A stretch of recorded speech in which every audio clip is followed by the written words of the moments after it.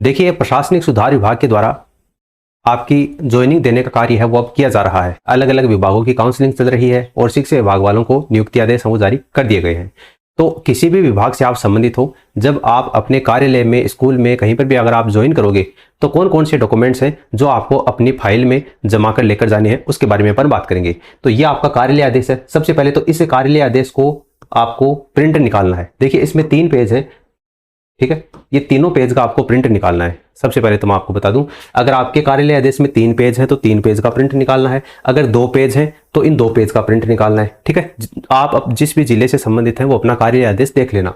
उसके बाद में ये स्टार्टिंग का जो पेज है जहां पर अभ्यर्थियों की लिस्ट दी गई है, इस स्टार्टिंग के पेज का आपको प्रिंट निकालना है। भले ही आपका नाम इसमें ना हो, लेकिन उसके बावजूद भी आपको इसका प्रिंट निकाल लेना है। उसके बाद में उस पेज का प्रिंट निकालना है जिस पेज में आपका नाम है। जिस तरीके से यहाँ पर कैंडिडेट की फोटो और साइन दिए गए हैं ना, तो आपका जिस भी पेज में नाम है उस पेज का आपको प्रिंट निकालना है। तो यहाँ पर कितने पेज हो गए? 5 हो गए भाई। स्टार्टिंग में जो कार्यालय आदेश है 3 पेज तो उसके हो गए।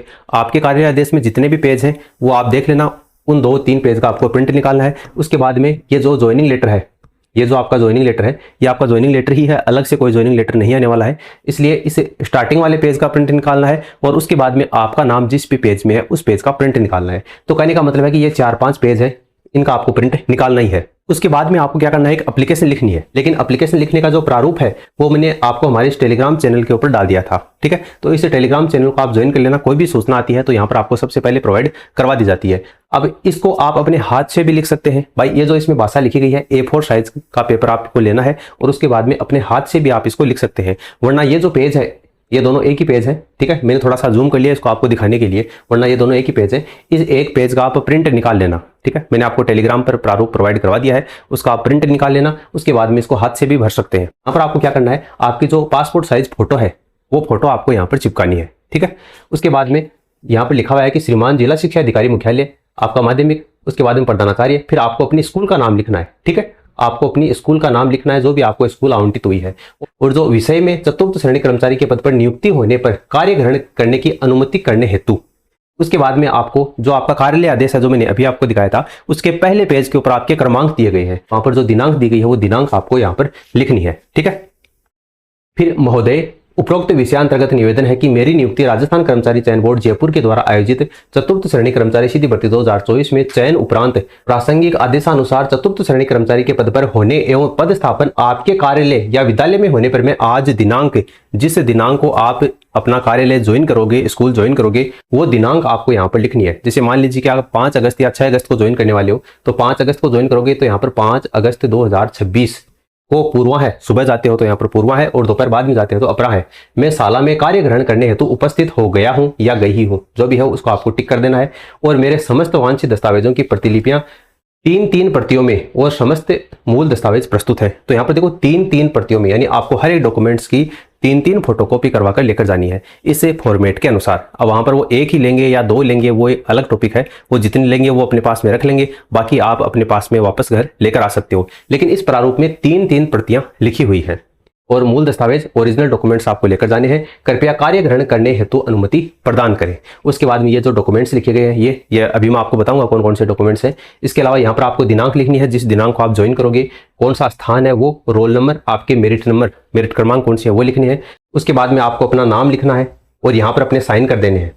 फिर पिता का नाम है, यहाँ पति का नाम, यानी अगर आप महिला है तो अपने पति का नाम आपको यहाँ पर लिखना है, और मूल निवास का आपको पता लिखना है और वर्तमान निवास का पता लिखना है, ठीक है। तो ये दोनों एड्रेस आपको यहाँ पर लिखने हैं। उसके बाद में आपको अपने मोबाइल नंबर लिखने हैं, कहाँ से आप निवासी हो, ठीक है। उसके बाद में आपकी ईमेल आईडी, ये आपको लिखने के बाद में नीचे है कार्मिक के समस्त दस्तावेजों की जांच की गई और जांचोपरांत कार्मिक को कार्य ग्रहण करने की अनुमति प्रदान की गई। ये जो है वो कार्यालय उपयोगार्थ है, आपके लिए नहीं है। यानी कि आपका जो भी संस्था प्रधान है, जो प्रिंसिपल है, वो यहाँ पर सिग्नेचर करेगा और वो मोहर लगाकर अपने जो सर्विस फाइल है उसमें वो सुरक्षित रख लेगा, ठीक है। यहाँ पर वो अपनी दिनांक लिख देगा। तो ये आपको नहीं भरना है, ये वो संस्था प्रधान भरेगा, ठीक है। आपको केवल यहाँ तक ही भरना है, इस लाइन के ऊपर, ठीक है। तो ये एप्लीकेशन आपको लिखनी है, अपने हाथों से लिख सकते हो, इस पेज का प्रिंट निकाल करके बाद में उसको भर सकते हो।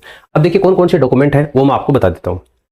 ऊपर आपको ये प्रार्थना पत्र है ये लगाना है। कौन सा प्रार्थना पत्र? ये अभी आपने जो लिखा है ना, ये प्रार्थना पत्र ऊपर लगाना है। उसके बाद में वो कार्यालय आदेश जो मैंने स्टार्टिंग में आपको दिखाया था, उस कार्यालय आदेश में 3 पेज या 2 पेज जितने भी हैं, आप जिस भी जिले से संबंधित हैं उसमें अगर 2 पेज होते हैं तो 2 पेज, अगर 3 पेज हैं तो 3 पेज, उन 3 पेजों का आपको प्रिंट निकालना है। उसके बाद में ज्वाइनिंग लेटर, तो ज्वाइनिंग लेटर आपका सबका कंबाइंड ज्वाइनिंग लेटर है, अलग अलग ज्वाइनिंग लेटर नहीं आया है।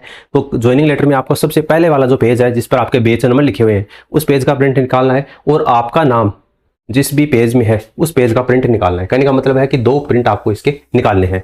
उसके बाद में पुलिस सत्यापन रिपोर्ट, ठीक है। उसके बाद में मेडिकल सर्टिफिकेट है वो आपको लगाना है। 10वीं की जो मार्कशीट है और प्रमाण पत्र है दोनों आपको लगाने हैं। अगर दोनों साथ में है तो वो एक ही पेज हो जाएगा। इसी तरीके से 12वीं की मार्कशीट और प्रमाण पत्र है वो आपको लगाने हैं। उसके बाद में स्नातक की मार्कशीट और डिग्री आपको लगानी है। अगर डिग्री किसी के पास में नहीं है, ओरिजिनल प्रोविजनल है, तो वो लगा देना। उसी तरीके से स्नातकोत्तर की डिग्री और मार्कशीट आपको लगानी है। अब ये स्नातक और स्नातकोत्तर वाली उन्हीं को लगानी है जिन्होंने एप्लीकेशन फॉर्म भरते समय 10वीं 12वीं से आगे की डिटेल दी है। अगर आगे की डिटेल नहीं दी है तो वो 10वीं 12वीं तक लगा सकते हैं, और अगर नहीं दी है फिर भी लगाना चाहें तो भी लगा सकते हैं। काफी बच्चों का ये कमेंट है कि सर हमने आरकेसीएल नहीं लगाया था, अब लगा सकते हैं। बिल्कुल, आरकेसीएल की फोटोकॉपी आप यहाँ पर दे सकते हैं। और अन्य कोई भी दस्तावेज आपके पास में, जैसे किसी का ओ लेवल किया हुआ है, जो कोई कैंडिडेट है जो कि एनसीसी का सर्टिफिकेट है उसके पास में, तो वो आपका अन्य शैक्षणिक दस्तावेज में यहाँ पर लगा सकता है ना।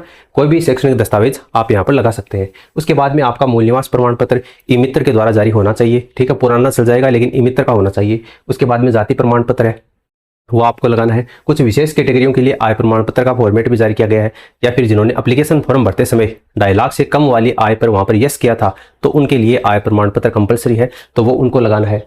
उसके बाद में चरित्र प्रमाण पत्र, अब देखो चरित्र प्रमाण पत्र है वो 3 है। एक तो आपका ऊपरी ऊपर तो आपको वो लगाना है जो कि अंतिम संस्थान के द्वारा जारी किया गया था, वो ओरिजिनल नहीं लगाना है, उसकी फोटोकॉपी लगानी है। ओरिजिनल केवल आपको दिखाना है, क्योंकि अगर आपका अन्य किसी भर्ती परीक्षा में भी चयन होता है तो वहां पर भी आपको वो काम में आएगा, ठीक है। तो उसकी फोटोकॉपी लगानी है, और ये 2 ओरिजिनल लगानी है आपको। वो कौन से, जो आपको अलग अलग राजपत्रित अधिकारियों के द्वारा आप बनवाओगे वो आपको दोनों ओरिजिनल लगाने हैं। तो ऊपरी ऊपर तो आपका अंतिम संस्थान वाला, उसके नीचे 2 आपके राजपत्रित अधिकारियों वाले लगाने हैं।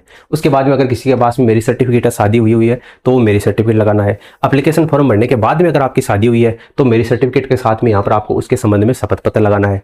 उसके बाद में जो ईडब्ल्यूएस कैटेगरी से संबंधित है उनको ईडब्ल्यूएस वाला प्रमाण पत्र लगाना है। उसके बाद में नीचे आपको शपथ पत्र लगाने हैं, ठीक है। अब शपथ पत्र में आपको संविधान के प्रति निष्ठा वाला शपथ पत्र है वो लगाना है। दहेज संबंधी, दहेज ना लिया है और ना दिया है, और ये आपका अविवाहित को भी लगाना है कि भविष्य में वो ना दहेज लेंगे और ना देंगे, तो ये आपको लगाना है। नशा मुक्ति, धूम्रपान, गुटखा आदि का सेवन कार्यस्थल पर ना करने संबंधी शपथ पत्र है वो आपको लगाना है। आपकी सभी शैक्षणिक योग्यताएं हैं वो सही है और वैध है। अगर भविष्य में किसी प्रकार की धांधली पाई जाती है तो सरकार के पास में अधिकार है कि वो आपकी नियुक्ति रद्द कर सकती है। इसके संबंध में आपको शपथ पत्र लगाना है। और संतान संबंधी शपथ पत्र है तो वो 2 संतान से ज़्यादा नहीं आपकी होनी चाहिए, उसके संबंध में शपथ पत्र है वो आपको लगाना है। उसके बाद में आधार कार्ड आपको लगाना है, ठीक है। आधार कार्ड के बाद में पैन कार्ड, आधार कार्ड कंपलसरी आपको लगाना ही है।